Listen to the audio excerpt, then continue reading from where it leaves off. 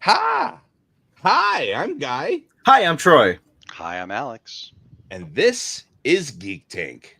You weren't expecting us to start right away size podcast. Suckers. That's right. Never. What I think the funniest part is none of us were expecting it to not start right away, so we were all like, ah, We ah, had a ah, pre-production meeting that went long. It went like 3 minutes. I know. Um, some things we want to talk about. We're going to have some heavy subjects today. Yeah. Some deaths in the geek community that we didn't touch on last week, and some stuff going on in the world, and by the world I mean California. And but there's some other stuff that we do want to talk about that is more geek related, such as some of us just watched Sinners last week, and some of us just watched 2017 Wonder Woman for the first time as of 10 minutes ago. Yeah. Okay, let's start with the Wonder Woman one. Okay. I actually saw Guy. You were there, weren't you? It was Guy, Chelsea. yeah, we all went to it together, I believe, Nick- except without Nick- Alex. Well, this was back when we actually got tickets to go see it at the museum, or not the museum. It IMAX. was the Yeah, it's the It was IMAX at at the museum. IMAX. Yeah, we got tickets as a media team to go see it. Oh, cool. Yeah, which was a lot of fun. Yeah, other than I feel they really were on the bad guy, I thought there was really cool stuff in it. Yeah, for I think that I agree that it was for those of you who are now getting a review of this movie. Yeah, I really liked a few scenes in there that were just awesome. I like the No Man's Land scene, and I like the music that went with No Man's Land. Like the music that goes with that piece is also really, really good. And that's like a highlight of superhero movies in my book, that one scene. The rest of the movie, though, it didn't live up to that one scene. The tank scene was awesome. I dug the tank scene. Right. But I mean, like, it as a whole movie, it was okay. But some of the scenes were spectacular. And then their bad guy was kind of, So that's kind of the way I felt about the whole thing. Yeah. And then, of course, we had the classic, everybody dies. I mean, not. I mean, yes. I mean, no. Yeah, all those fools got wrecked. It's like I saw what was going on in the background. Y'all are all dead. Yeah, you're all dead. But yeah, I somewhat similar. I of course have seen and heard a lot about it, so I finally got it from Black and Red, not sponsored, for pretty cheap. And especially as I'm doing all this like trading in stuff for store credit, I'm like, why not? I've never seen it. And I thought some scenes were very cool. Honestly, there's a couple of scenes where it's like totally Julie. Yep. It's hilarious. Yep. Julie being my D&D character, but I was like, yeah, the main bad guy was lackluster. And I did think it was pretty dumb toward the beginning where they're like, let's go down there and kill them. No, once you stay on top of the cliff and shoot them with your bows. And then when you've got them, the few stragglers hiding behind rocks, that's when you send some people down to kill them. But movies, what are you gonna do? So there's Wonder Woman. I have also been watching more Demon Slayer on the recommendation of a couple of friends who's like, you totally remind me of the main bad guy. I'm like, okay, cool. And you know what? The main bad guy, legit, pretty cool. But that show, I know the first season is the longest of the seasons on Netflix. It's like 20 something episodes, and each subsequent season is like much shorter, like 10ish. Mm-hmm. And so I'm well over halfway done with first season, and wow, some of it's still just being very irritating. And like irritating as I'm like, these characters are interacting and doing something annoying. Skip. Hopefully it gets better again, because I really liked how it started. I thought it was really cool. They talk about some things that I as a swordsman really appreciate, and then they stop doing some of that stuff. Yeah. It's Hey, like Brett. the angle of the blade must be Bob. matching with the angle of your force, and because the sword is weak, laterally. I'm like, yes, thank you, and they really follow that. And then like a few episodes later, it's like they've cut off someone's head and arms, but the sword's up here. Like, Whappy with the flat. why are Whappy, you doing whappy, this to whappy. me? Why? I've not seen it, so I just looked up a picture, and the main villain to me looks like Michael Jackson. Yeah, it looks kind of like Michael Jackson. Okay. It's true. But Which I do have a you Michael Jackson you inspired outfit to hit the clubs with. So, okay. That's fair. and yeah, and so Guy did not watch Sinners with us. Nope. It is Which within the first 15, 20 seconds, no, I'm over exaggerating. Within the first like minute, 2 minutes, there is a jump scare because it's one of these flashbacks that's like a quick, like 2 second flashback, which Mhm. because it does that, it's. And I'm like, yeah, that'd have been Guy, right there. Yeah, and they did it a probably couple better times that way. very very early on, and then not quite the first minute, but yeah, not a ways in, Mhm. and then there's a we're gonna move stuff around. Oh, it's a rattlesnake, type of stuff. Yeah. Wasn't a But cat, it was a rattlesnake. not a cat jumped through a window, but it's a rattlesnake. Yeah, and yeah, not spoiling anything. I also liked the ending. Mm. I thought it was pretty I'm not good. going to spoil anything, but my God, the more I thought about it, you could give me a movie of just what happened in the last like 15 minutes, and I would watch it. Right? Yeah. Yeah, I will say that and I'm sorry, Troy. Troy and I watched it together in the theater, and I'm not usually a talker in movies, and I wasn't really a talker about it. I did make a few comments during. I'm sorry, Troy. If it was bothering me, I would have told you to shut up. Thank you. I will say that if you have not seen it yet, the movie does owe a certain debt to From Dusk Till Dawn. And There is Near Dark. and Near Dark, right? I do have to say though that there's a scene in the movie that I'm watching this, and I really want to own the movie just so I can watch that one scene over and over and over again. I know I miss so much on just seeing it the once. And there's also while I was watching it, is simultaneously one of those feelings I have sometimes, where I'm watching it, I'm enjoying it, I'm in the moment, but I'm also thinking this is one of the coolest scenes I've ever seen. This might be one of my top favorite scenes I've seen in a movie. The last time I can remember that off the top of my head was watching Black Snake Moan, where there's a scene where Sam Jackson and Christina Ricci are in like his home, and the storm is rolling in, and he's playing like the blues, and like on the one level he's playing this fuzzy electric guitar, and this power's coming in and out, and so it's messing things up, but also like on another level that he's like really playing to keep the evil away, type of thing, the darkness within. And I remember that watching that in the theater, which also has great music, as Brent says in our chat, and being like, this scene is amazing, like so fucking good. Yeah, if you decide to never see the movie, Guy, this scene you'll want to look up and watch on YouTube minimum. You'll want to look it up. And it's I don't think we're giving much away because they mention this at the very beginning of the movie. And of course, Chekhov's gun, they're going to do something with it. One thing they say at the beginning of the movie is that there are some people who, when they make music, really bring forth the ancestors and other things in when they play. And so there's a scene of that in the middle of the film. Mhm. And it is Which, even though they bonkers said that, good. yeah, they said it, I did not expect it to show up the way it showed up. Yeah. Nice. Really impressive. Nice. Yeah. Nice. So good. Yeah, I wanted to see Sinners simply because I saw a meme on Reddit where it would and it also at the very beginning of the movie, these Choctaw monster hunters are hunting a monster, and you've seen the monster talk their way into being protected by some people out in the middle of nowhere. And the Choctaw hunters show up, and they're like, has anybody been by here? And like, they're seeing the same things the monster guy saw. And one thing the monster guy saw was clan hood robes. And you see like the decision of like, nah, I think you guys got this. They leave. And I'm like, awesome. It's like, have fun with that, Jagoffs. Yeah, there were a few moments where they did the thing of characters doing things that weren't smart, and it's like and it wasn't like you had to be a genius to figure out to do a thing a certain way, and then so it's but yeah. I don't know if that's just something that who knows? Maybe in a real life situation, people who wouldn't make stupid decisions would make stupid decisions. Right? High stress. Yeah. It's something that they're not trained for or have encountered before. People make mistakes.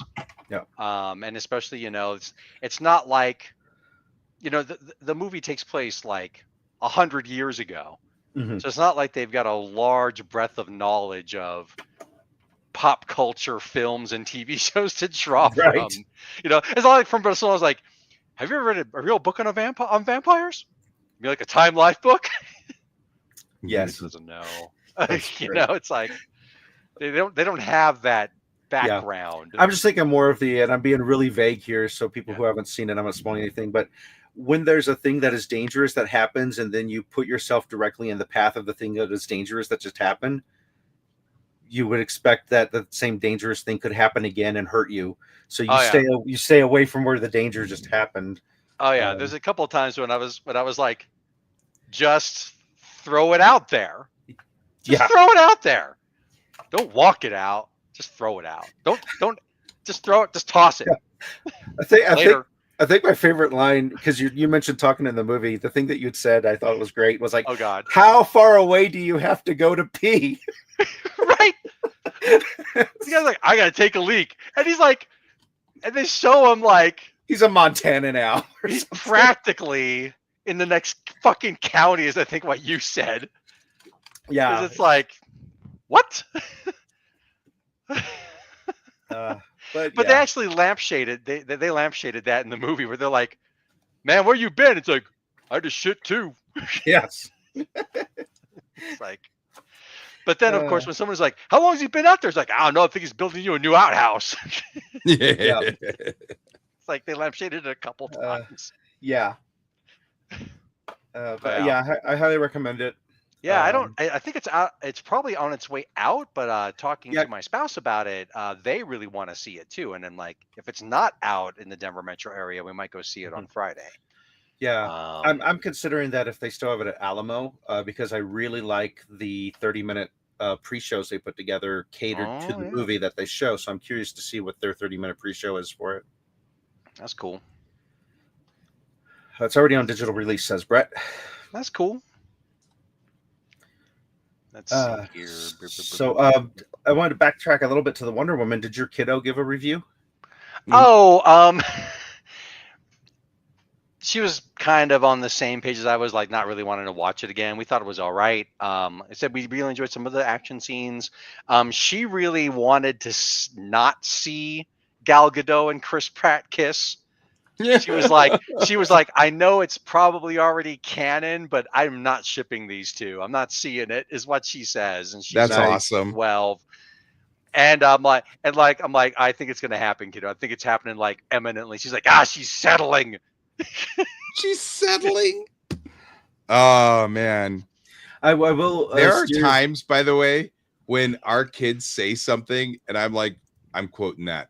I'm just quoting that now. Yeah. I'm just like my kid has done this too. It's the total out of the mouth of babes sort of thing. It's like they say something. Yeah. Yeah, I do warn you. I would like to warn you away from Wonder Woman 1984. I have heard bad things. That was so sad. Yeah, and it's one of those made me like, sad too, because I actually was kind of looking forward to that one. And I dislike complaining about these movies because I don't want these type of movies to not get made more just because a bad one comes along. Right. And anytime there's these kinds of movies, you get all of the neckbeards complaining about them for no good reason, but there's good reasons to complain about 1984. Not the book, the Wonder Woman movies. Right. But yeah, that's what else was there? Technically speaking, I thought that it was if you don't already know, the main actor in Sinners is the guy who plays and this is I hate saying this name because it's so stupidly comic book, Killmonger from Black Panther. Yeah. But he plays twins, and I thought they did a really, really good job of splicing together footage and everything. I was like, damn. So yeah, if I didn't know any better, I would completely expect they hired twins for it. Right? Yeah, same. And the actor did such a great job of giving them enough different personality that you could tell which one was which character. Mm-hmm. And that was, I could see how he's like, this looks really challenging. Give it to me. Right. I remember my one comment is there's a point to where he takes his shirt off. I'm like, damn, he's ripped. He's just like, Yeah, he was. "Argh!" I'm like, oh my. Yeah. But it's like, Oh, it looked like he was my. beefy enough to like Punch while the wall. fighting Yes. monsters, he could have just picked up a Model T and just started swinging it around. Yes. It's like, damn. That's not his Model T. Oh, it looks like it's still in town. Looks like coming by the time we get to the 13th, it still has several showings at like the Westminster Promenade up in my area, or looks like AMC Dine-In in Aurora. Also Regal, Southglenn, and Centennial. So looks like I might be taking the wife out to go see it. The Promenade. Maybe grab some Thai food along the way. Nice. Cool. I mean, I didn't realize he was the guy in Creed. I mean, That's I kinda already, cool. yeah, I might actually move that up on my list. So, yeah, that's cool. It looks like it might not be at Alamo anymore, unfortunately. That is Yeah. a bummer. Sorry, dude. I'll keep digging deeper here and see if I might be overlooking it. This will be one of those things where in like 10 years they'll do like an anniversary showing of it there or something. Right. Yeah. Yeah, there's a bunch of new movies coming out. I understand they got to make room for it. Got to make room. But yeah, no. Like I said, very enjoyable. And like I said, I kind of want to own it just so I can sit there and be like, let's watch this scene like a dozen times. Mm-hmm. Oh, speaking of nerd things, sorry. Before we get to more serious stuff, my wife and I, we finished watching season 2 of Interview with the Vampire. Hmm. So good. Like I was just wondering about what you thought about season 1, because I think I must have missed that somewhere. Oh, season 1 is on Netflix, and we started watching it. And I'd heard from a couple people, commentators like Princess Weeks and such on YouTube that I trust, that were like, Mhm. this is really good. I'm like, cool. So I saw it was on Netflix, and I asked my wife if she wanted to watch it with me, because that is her primary fandom from adolescence, is Anne Rice. Right. So Vampire Chronicles, Mayfair Witches, all that stuff. Mhm. So it's like she really, really loves those books, and so it's kind of like, it might be. And I was thinking to myself, it might be one of those things where it's like, because I knew they changed things, even going into it, and I was like, if the changes aren't well done or aren't thought out, then she might not be into watching it, and I get that. But she was on board for all of it, and she felt that the changes they made did nothing but improve it, make it a bit more relevant, and not only just in the zeitgeist of Louis being now a mulatto man. It's like he's and they brought it to like 1910 or so. It's not just like, oh, it's Louis being a white guy owning a plantation, and so no, that was we really enjoyed it. As soon as we were done with the first season on Netflix, I went out and I purchased the first 2 seasons on Blu-ray, so that way in case Netflix loses it, we still have it.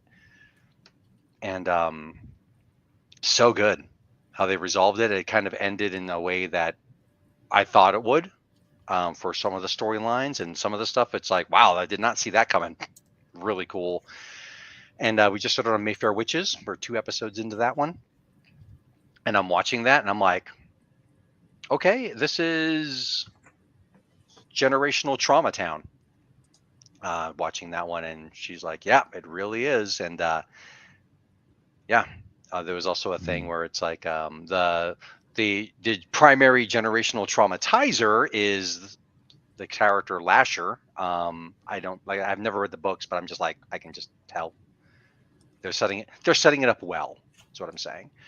And one of my my best friend for forever, until relatively recently, one of his handles was Lasher, and if I'd read the Mhm. Mayfair Witches, that would have been a nice little red flag. You're Yay, just saying. yay. So there's that. So Blu-ray and DVD, as Brett has found out, is release date's July 8th. It's not July actually out yet. 8th, Yeah, I know. Mm. Not going to get it in time for Father's Day. or for Independence Day. Yep. Independence from Bad Horror Movies Day. But our Friday hangout, the interview with the Vampire series is on queue. That when we can get the people who Yeah. want to watch it all lined up for a run, we're gonna Right, we have some people in the group I- that Cycle I'm really that. do. interested. I'm interested. Cool. Yeah, and like Lauren is actually also interested on doing a rewatch with friends, on an ad hoc basis, depending on how things have gone that day. So yeah, no, Yeah, it's a little bit of a we're down. drive. I guess we Yeah. could video call you in. No, I drive us down. That's not the problem. No, I meant mean, I'm sorry, Brent. Oh, Brent's for like, Brent, count me in. Yeah. Kansas is a bit of a ways, it is a bit of a ways. but And then we can but video yeah, call you in. for her it's mostly just how the MS is doing. Yeah, would it be more easier and convenient to do it in a location up there instead of coming all the way down here? Maybe. I don't 'Cause- know, but I also don't think that like we Oh. probably have the best AV setup, but not the space. Yeah, that's kind of where I've got space issues. Yeah, But and like Pinewood has the space, but their AV setup is always wonky. mhm. Like their sound bar and their TV don't like to talk to each other. So it makes it a real pain in the ass sometimes to like get, we have to reconfigure the fucking warp core every time. Right.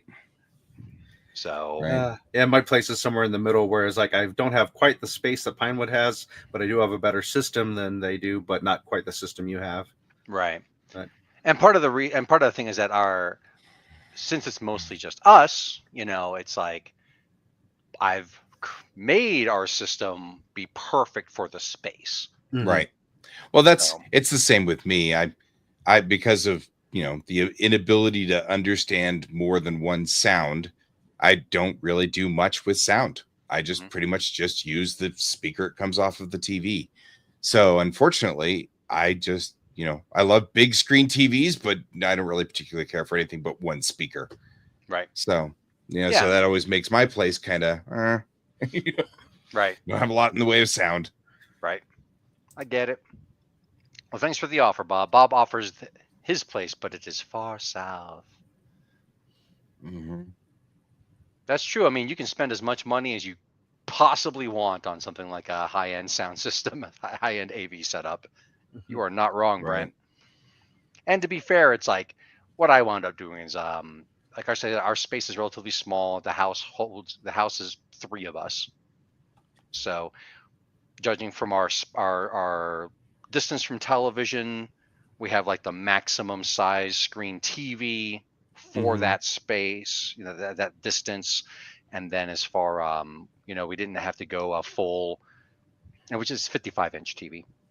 We didn't have to go a full surround sound setup.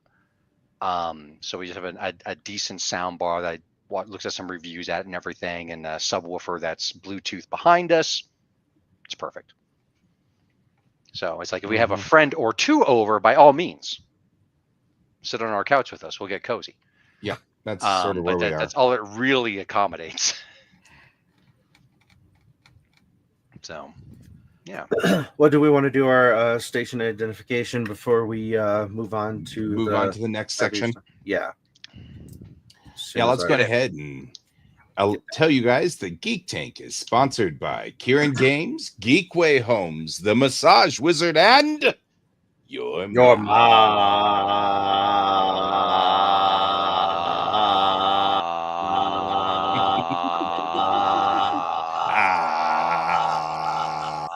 I can't get the circular breathing going. But I will get Thanks, blurry. Mom. I will get blurry. There we go. Circular blurry. Wait. Yes. Yep. Circular jerk. So, yeah, we did want to mention that Peter David passed away recently. Peter David is one of the more renowned authors of Star Trek novelizations, and has been part of the Star Trek universe ancillarily. Although, I mean, when I say that, I mean, he's not part of the primary TV shows, but a lot of people consider his work to be pseudo canon. In the Star Trek lore, anything that wasn't on screen is not considered canon. That's just the way it goes. But there are times when you get things where you'll notice the show sort of talks back a little bit to some of this stuff, and there have been edge references to New Frontiers and stuff like that, which is his primary series. Also, interestingly enough, he's one of the few writers who branched out onto his own. I mean, like, New Frontiers is in the Star Trek universe, but it's all his characters. Well, not all of them, but mostly his characters. The captain is his creation. The first officer, all of the different characters that are in there. He does have Commander Shelby from Best of Both Worlds 1 and 2 and Picard season 3. But yeah, that's and yeah, Brent's mentioning that the final trailer for season 3 of Strange New Worlds also came out. But yeah, it's one of those things. I loved reading Peter David's books as a kid and as a young adult because he was good at capturing the feel of Star Trek. Yeah, wasn't he like writing Star Trek novelizations since like the late 80s? Yep. Like he's legit. He's been doing it for forever. Yeah, it's thing I have here says he originally started out scripting fanfic, basically fan writing, and doing parody plays for conventions. Yeah, which may mean that my idea of when he started might be blurry because I might have been running into him in the convention scenes before he became so. Yeah, forgive me if my dates are off, but yeah. Yeah, but he's got a lot of other stuff too. Like I did a little bit of research when I heard he'd passed away. I'm like, what else has he done? And apparently the dude was prolific. He would never hit it big, so he was always working. Yeah.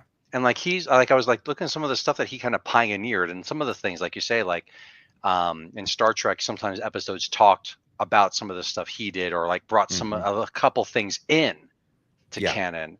But it's like he was like among the first people to do Smart Hulk, like Bruce Banner's brain and Hulk's body type stuff. He was he's like the person who, yes, we all laugh about Aquaman Underoos and Justice League and making fish jump out of water, but he's the one who really pioneered bearded, long-haired, ass-kicking Aquaman in the comics and stuff. It's like, yeah, the dude had great ideas. I read something from somebody going, reading this particular issue of this particular comic about, somebody wanting to kill himself kind of talked me off the edge.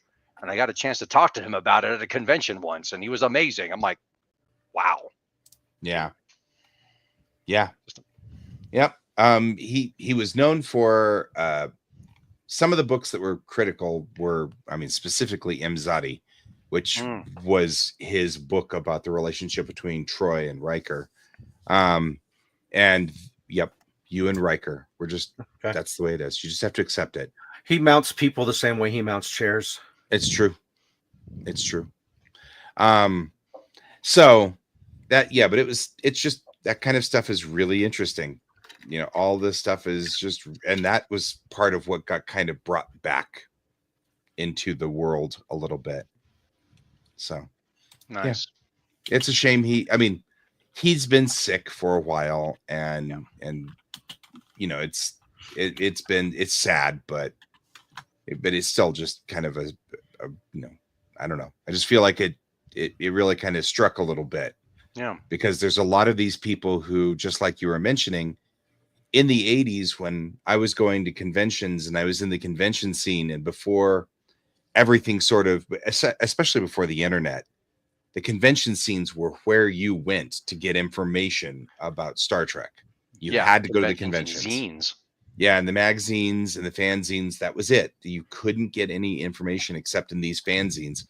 And so being, as he's one of those people from that universe in my world, and he's gone now, it is kind of, I don't know, sobering, I guess. You know, it's a little sobering to go, oh, Yeah. you know.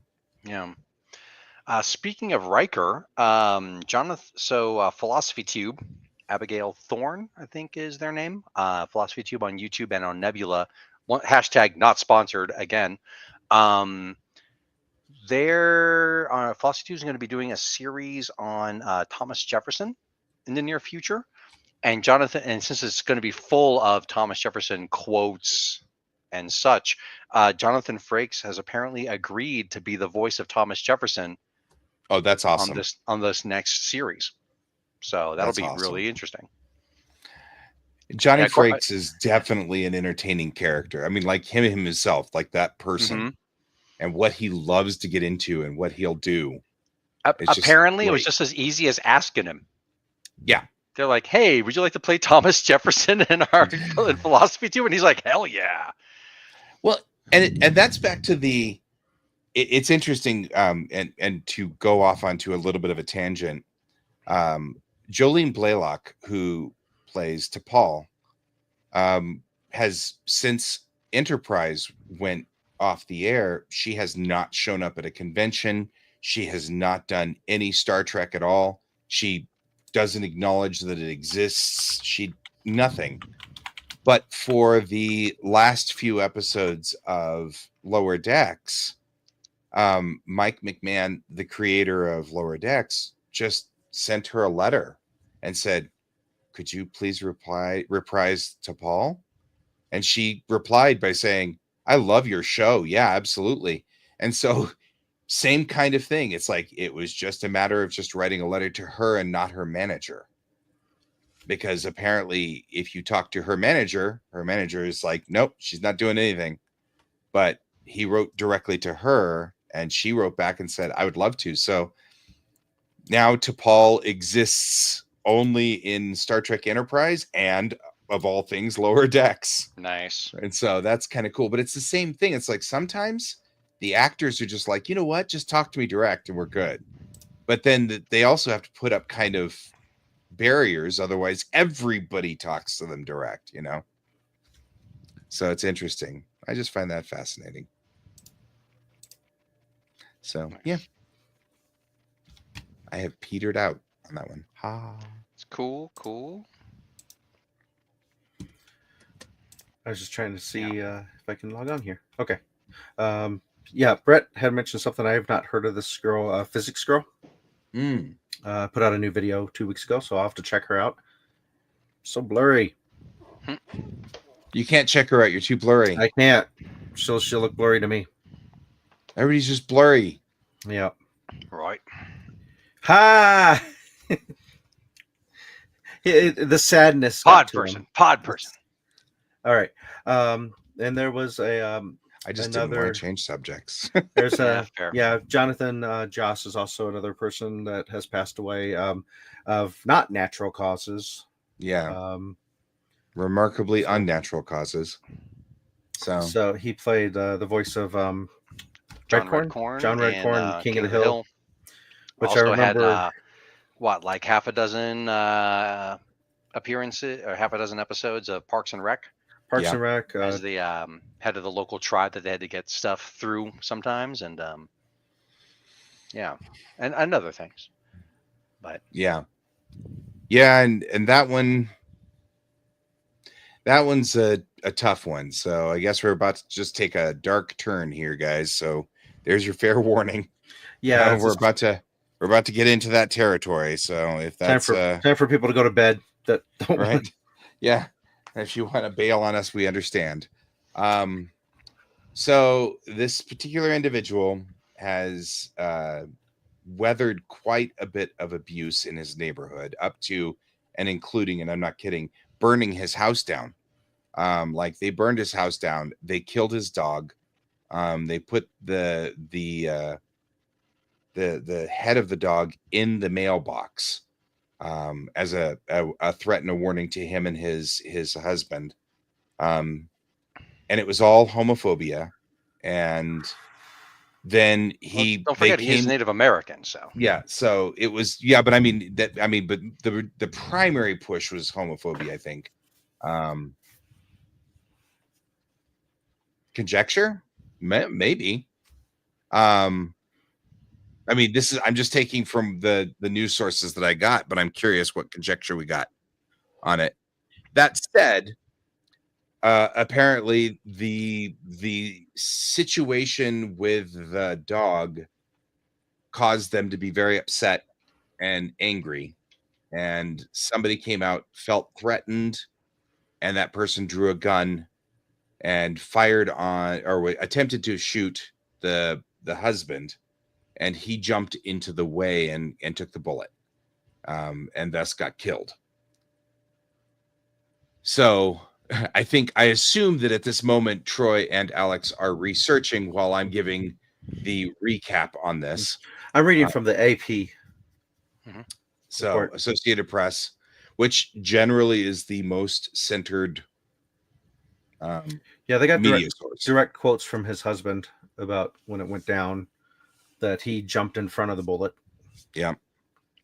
I'm pretty sure I saw a direct quote from the husband about that aspect of it. I'm not sure about what caused the arson, if it was arson or if that was ignored. Seems like if there was arson involved, that would be a stronger response from law enforcement, or evoke a stronger response from law enforcement, which may be what Andy's referring to, because that may be embroiled. I mean, we don't know what the back on that is. He didn't burn his house down. They didn't burn his house down. Okay. So the husband was the one that said that they'd burned the house down. But of course, you have to take that with, the husband's grieving, the husband's upset. Yeah. And I mean, I could see the connection, because the husband does say before the guy pulled the gun and shot that he yelled violent homophobic slurs before opening fire. So, someone shows up with a gun to kill you and they're yelling that, and your house mysteriously had caught fire. You could take that and connect. I could see why he would think that, but I also see how legally you would have to say allegedly, right? Because they're doing the same thing here, where it's like, although they use, I'm filling a few words here. It's like, we're not sure this was actually a violent murder that we based on homophobia. Like, the guy was yelling homophobic slurs when he was shooting, so I guess that's a legal thing where they can't, until they 100% prove it, they can't say for sure. And now also, I guess it is just the husband's word, right? And I don't know if we know exactly what's going on per se. Looking at BBC's report on it, it looks like, I'm just kind of looking through all of this stuff here. Sure doesn't look like a mugging to me gone wrong. So this was no boat accident.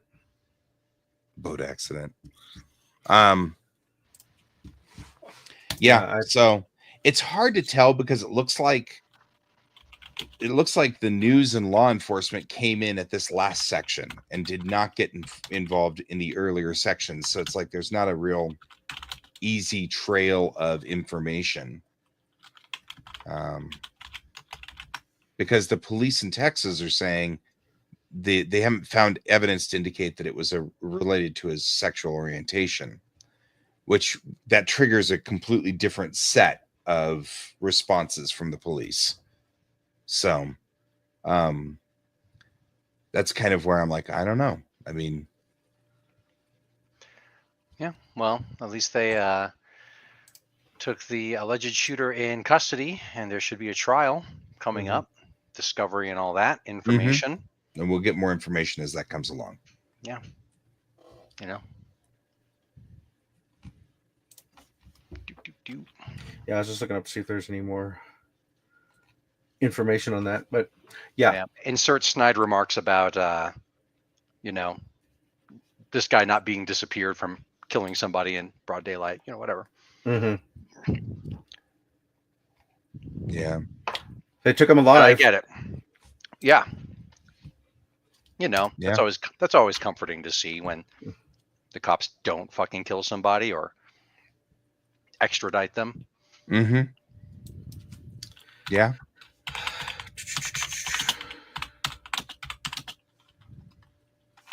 So, Yeah. I'm So looking that is, you know, looking through that whole situation, it's just sad to lose of course, also it's sad to lose an actor who was beloved. I wasn't a big fan of King of the Hill. I actually was remarkably unhappy with the animation style. Yeah. And I've always been somewhat snobbish about animation. We all know that. So Yeah, you didn't like Um, it. I remember talking to you about it when I found out you were from Texas years ago. years and years ago, I didn't particularly. Yeah. And I feel like it stereotyped a lot of things and stuff like that. So Yeah. But I mean, apparently this particular character was not as stereotyped, which is kind of pretty refreshing. funny. Yeah. And yeah, I mean, suffering severe mental illness, that doesn't mean it's okay to kill him. So John Boy, it's the I have a lot of things. I've been cranky about South Park all of my life too. That doesn't mean I haven't seen episodes now, but yeah. So Yep, it's okay, guy. We know you're an animation snob. I'm such a snob too. And I really am. Yeah. Now, speaking of police doing stupid things, that does bring me to something that the two of you guys hadn't seen when we were doing our 3-minute production. Yeah. Production meeting. So we are definitely an unserious media group, but we are nonetheless still a media group because we would cover conventions. We would talk about stuff more focused on local stuff, but we expand beyond that. And being hints of, and back in my high school days, I would work for the school newspaper. So I've always had this kind of belief journalistic bend. Yeah. But there's actual footage of this. So there is no hearsay. You can watch it and see it. I suppose you could argue it's all CGI, but I would say you're really stretching then. Of an Australian reporter with her back turned to a line of police officers who are controlling the crowd in LA. And she's holding her microphone, looking at the camera. The camera sees the police behind her over the shoulder. She's reporting on it. And you see an officer look at her, turn, and fire a rubber bullet at her and hit her. And it's like he's shooting at a media person in the back who is not doing something. And it's on camera. On camera. So, and this is one of these things where I try to get as many different angles of news as possible. I'm one of the few people in our group who bites the bullet and does the not rubber like bullet. The rubber bullet. I do not like Fox News at all, but I will watch it because I want to know what are they telling our couple of friends who actually buy what they're saying. And I want to know what's going on. And of course, from their point of view, we have Escape from LA going on right now in LA. It's like there's mass crowds of destruction and everything happening and the world's on fire. And then when you look up the reports from like the mayor and the police chief, it's like, no, we don't need any help. We're good here. But somebody had to send in the National Guard. I'm not going to say who. And apparently that's what's causing a lot of these problems and things are overheating. I do hope this officer loses his job because he clearly knew what he was doing and did it intentionally. It wasn't like his gun accidentally fired. There wasn't a horde of people around this reporter. She's closest person I can see on camera here, besides obviously the camera guy, is easily 20 feet from her. And the street's basically empty except for these officers and their horses. Right. But yeah, it made me angry as I think it should make most people. Well, generally, when you do a law enforcement crackdown in an area, it instigates more violence. Yeah, and that is from the manuals. Yeah, the manuals that have been written by smart people in government on how to quell insurrections. if you add more overt force, it will be either met with force, or the people who are applying the force are going to overstep the bounds. Right. And either way, applying more force or disproportionate amounts of force does cause usually injuries, if not fatalities. And that's also in the manual. I mean, like that's straight up. So I was curious to see, because I have not seen them cover this, so I looked up what they're saying, and the other side is ignoring the fact that it shouldn't have happened, and they're just saying, but it was a non-lethal bullet, so it's okay. So yeah. So still wounded yeah, wounded a she's okay, but it's one of these things. It's like being I hit only by, I mean, it's kind of like saying I only got maced the baby in the face, but he's okay. Yeah, It doesn't make it all right that the thing happened. Right. Well, it is very straightforward attacking the media, which it part of the thing that does concern me a great deal about all of this conflict that has been brewing for quite some time is the vilification of the media in general. Like, as in, all media is evil, and that worries me greatly, because it will make a point where there will be no media covering things, and stuff will occur and no one will know that it happened until 30 or 40 years later, when we all are in school talking about how this all happened, and everybody will be shocked. Like, for example, the Tulsa City massacres, which nobody knew about because there was no media there. And so nobody heard about it. It was never in our Zeitgeist. And I mean, even I am shocked that the first time I even heard about it was freaking watching Watchmen. You know what I mean? Like, that should not have been the first time I had ever heard of that. And that was, and it still bothers me greatly, but that worries me, the vilification of media. Yeah, that's a concern. It's also, we were talking about playbooks. It's part of a particular playbook is you villainize the media and shut them down if you're attempting to do something. But that's straight out of Pol Pot. I'd heard of the Tulsa massacre before the internet. Therefore, when I had heard about it, I didn't really have the means to dig into it. And it was, of course, my brother who had told me about it. Oh, wait. And that doesn't really work. It doesn't. And so I knew about it, but then forgot about it because of course, growing up being whitewashed by everything, it's wasn't there. And then in, like, with you in the Watchmen, when I saw them, like, this sounds familiar, and then it occurred to me, oh shit, I knew this, but I didn't know about it enough to. So yeah, this is happening now, because this is going to get twisted as everything else. I would like to hear from the actual people who have nothing that they're trying to spin and do there, an independent source that's not aligned, that someone could say, oh, but they're with that media group, so therefore their story is this way. Well, and they were Australian, which although we have factions in Australia now, generally speaking, I tend to trust outside sources a little bit more. I like to watch I watch NHK a lot.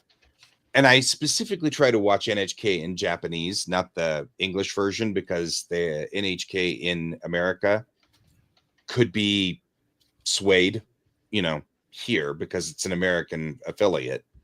So I tend to watch NHK in Japanese for that reason. But it's also stuff's lost in translation.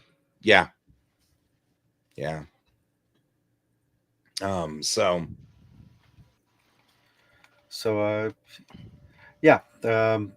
Video footage is the thing, is the seeing the stuff happening. I did hear that some of the video footage being shown that's going with the spin that this is a disaster and everything's horrible. They've been busted showing riot footage from several years back as opposed to current riot footage. So look, there's a burning car. They're horrible. It's like, that's from 3 years ago. Right. So it gets tricky when it's like, how can you tell when people are doing the stuff if they're going to lie to you? And there needs to be much stricter rules that really enforce this, but there also needs to be well, we had those, and we overturned them mhm. in the 80s. We actually did have rules about that. There were laws and stuff like that. Well, needing independent third-party verification of stuff. Basically, your watchdog groups, which is becoming more of a villainized thing now too, is having oversight committees as apparently bad guys, which we need oversight. We need checks and balances. Andy, to your question, I'm not 100% sure. I went because like Troy was saying, I've been working the last couple of days in class, and I very much don't want to bring this up in driving school. Mm-hmm. So I tend to not put myself on, and I have been really working hard to train my social media to not feed this stuff to me. The unfortunate side effect is I'm not fed this stuff. So I actually just now started picking up on it when Troy brought it up at our production meeting just before, 4 minutes before show. Yeah. I've been trying to go through, and there's a couple of things that do kind of bother me. I'm not ecstatic about a few things that I'm seeing. Not the least of which is the Task Force 51 is not a good sign. They've activated Marines. That's in direct violation. The Marines haven't done anything yet, but the fact that they're activated is in direct violation of the Posse Comitatus Act. And it's inflaming tensions. It's not de-escalating. It is just having them out there is inflammatory. So, and runs a risk of causing them getting engaged.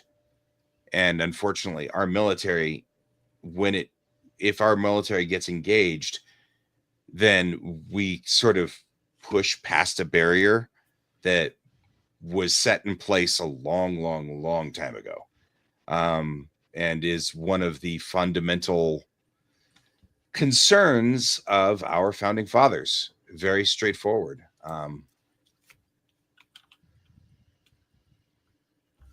I think not having the military there is going to help de-escalate. Yeah, de-escalating. It's like a road rage situation. Someone flips you off, and so your decision is to flip them back off. It's and the thing is that the problem is that reading through a lot of this, it looks like the LA police chief is saying that they didn't need help. So I'm not clear. That's what I heard. I heard the police chief, they were like they didn't want. Yeah, they had it under control, and so when the National Guard was engaged, they seemed put out by it, like they didn't want assistance, and I'm not sure what that means. Or so I do want to back up too, because the protests began because ICE was going to the Immigration and Custom Enforcement. Basically, if you're trying to get citizenship, there's a place you're supposed to go and report, and you go through the process. So ICE is like, hey, look, there's a bunch of people who aren't actual citizens we can arrest. Well, yes, they're not actual citizens. They're going through the process to become citizens. Right. And so one analogy I'd heard is like, you get a ticket saying you need to report to court because you got a photo radar speeding ticket. And if you don't report to court, you're going to jail. So you go to court and they're waiting for you to arrest you there because you didn't go to court type thing. So it's the way to prevent this was to not have the protest in the first place and doing these things. But because the protest started, that's when the escalation started, because it became they're illegal, so therefore we have the right to arrest them. They're not citizens yet. And it's like, well, they're not citizens yet because they're going through the process and they're doing what they're supposed to get that. And so it became one of those, and it's like the road rage situation. People kept pushing it. And it's only going to get worse, because the group that's decided, if you're illegal, if you're committing an illegal act, therefore you're bad. There's no question about it. Well, what's happening is unconstitutional. It's an illegal act. Yeah. Right. So I mean part of this is that we did have I'm looking through it now. I'm reading through the timeline. And there's a lot of stuff going on as far as like escalating Mhm. on both sides of this Yeah. conflict. I mean, like the protesters set fire to Waymo cars, which then promptly Waymo shut down service in LA and San Francisco, which is interesting because I haven't seen a Waymo car yet. Kind of want to see a Waymo car myself, but that's me. And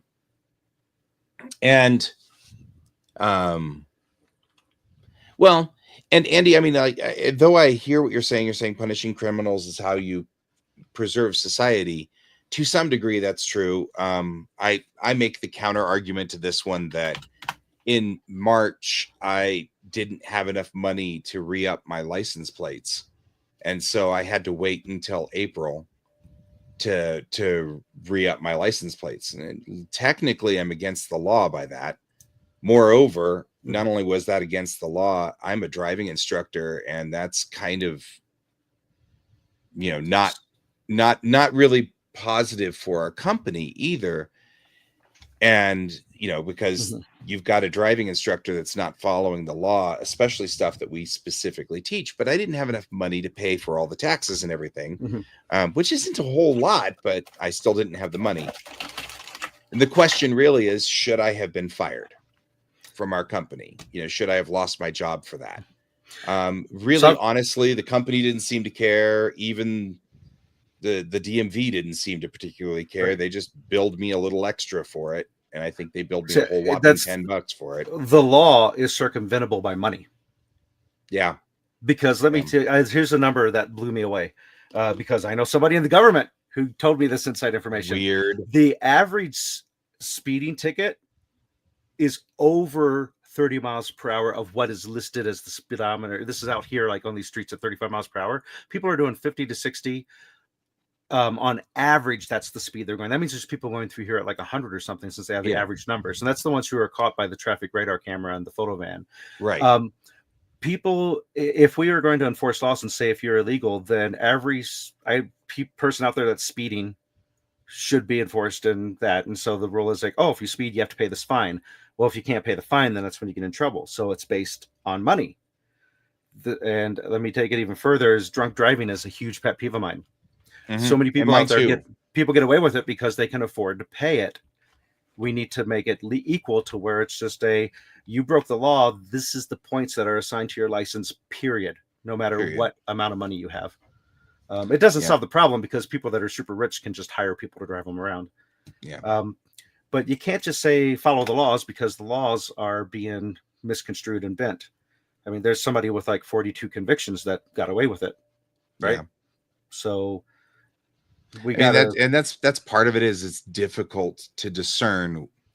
And as we've often mentioned, and Andy, you understand this too, to some degree, being a foreigner in another country, it is remarkably easy to go afoul of all the paperwork involved.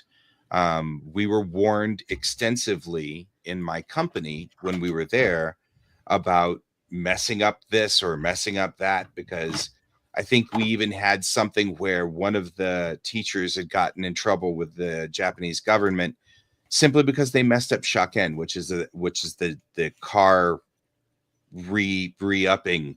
So like the paying all of your taxes and licensing your vehicle, they messed that up, and at some point in time, because of that paperwork, ended up getting deported by Japan for that reason. And all of that it depends on whether you're thinking that this is because the state is trying to get rid of people who are foreigners or not. And even when I was there in 2006, the implication, the undertone was, it's their easy way of getting rid of the foreigners is they find some little thing wrong in some paperwork somewhere, lock you up and throw you out. One of the tricks that they had played is they don't have Miranda rights in Japan. So they can hold you for up to 45 days without any cause. They don't even need a reason. And one of the things they would do is, if you caused any disturbance in the environment, anything, even if it was legal, but made people upset, they would just hold you in a holding cell for 45 days. Your company would decide you had gone home, cancel your visa, and when they released you, you were no longer legal, so they deport you. And that was an ongoing trick. So it's kind of a thing. It's kind of one of those things. It's like, well, yeah, following the law sounds simple until you screw up something by accident, and technically you become illegal. And that's one of those things. Like, Or you give those that are enforcing the law the benefit of the doubt every single time. You got to have Yeah. the people who are watching the Watchmen. Bring it all back to the geek part. Who yeah, watches the Watchmen? Brent's saying it was 30 days, not 45. You know what? I never got held by the police, so I don't know for a fact. My company may have also, I mean, this is also 2006. So it's plausible they said 30 days, and in my brain, it's just slowly grown over the years. Who knows? But the point was still the same. That was one of the problems that they had in our company was one of the younger teachers would go out because they were in their 20s or whatever. They go out drinking, and once they start drinking, they get stupid and they'd start yelling and whatever, or doing stuff, as you do when you're drunk. And the police would hold them for I guess 30 days. And then my company would assume they left, because apparently that was something that also happened. Was our teachers would just get fed up with the school or with the kids or whatever, and then leave. So, Anyway, but that's not what I'm actually not talking about working with the federal government. I'm talking about working in a foreign country. Yeah. Well, I think the point that, I think we're past 10 o'clock, but I think the point is stop shooting media people. Yeah. Unless if they're throwing Molotovs directly at you, you have no right shooting a media person. Yeah. So there. Yeah. Well, and that's a bad precedent. I guess the long and the short of this one, too, back to our argument, that's a bad precedent, because, if I were the Australian media company, I'd be like, yeah, well, that's the last of that, so. All right. Well, we're past our time. Yep. So we have run out of time for today. So I guess we will see you all later. Until next week, thank you for joining us, everybody, and hope to see you next week. And until then, I've been Guy. I've been Troy. And I've been Alex. And this is Geek Tank.